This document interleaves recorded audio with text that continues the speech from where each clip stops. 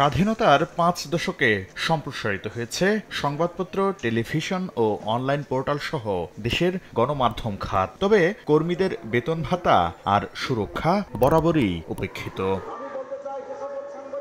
বুধবার সংবাদপত্র মজুরি বোর্ড গঠন ও সাংবাদিকতার অধিকার সুরক্ষা অধ্যাদেশ ২০২৫-এর খসড়া নিয়ে আলোচনা সভার আয়োজন করে তথ্য মন্ত্রণালয়। অংশ নেন গণমাধ্যম কর্মী, সংবাদপত্রের মালিক প্রতিনিধি সহ আইন ও শ্রম মন্ত্রণালয়ের প্রতিনিধিরাও। গণমাধ্যম সংস্কার কমিশনের সুপারিশে ওয়েস বোর্ড উল্লেখ না থাকায় বিস্ময় প্রকাশ করে নবম ওয়েস বোর্ড বাস্তবায়নের দাবি জানান সাংবাদিকরা। এই যে সংস্কার কমিশনে অনেক কিছু তারা উল্লেখ করেছে, ওয়েস বোর্ড শব্দটাই নাই, মানে যে বিগেস্ট স্ক্যাম। বাস্তবতা হচ্ছে অষ্টম ওয়েস বোর্ডের ক্ষেত্রে হচ্ছে কাজীর গরু আমার কেতাবই আছে, গোয়ালে কিন্তু নেই।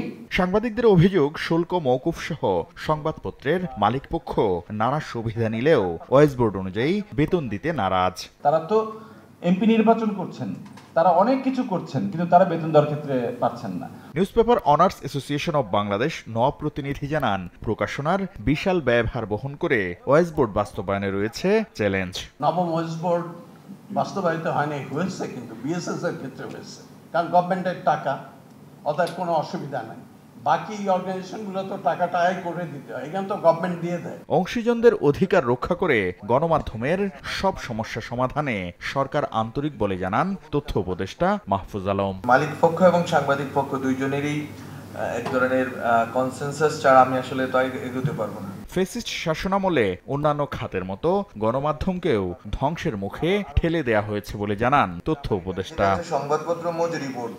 শাকির আহমেদ, সময় সংবাদ, ঢাকা।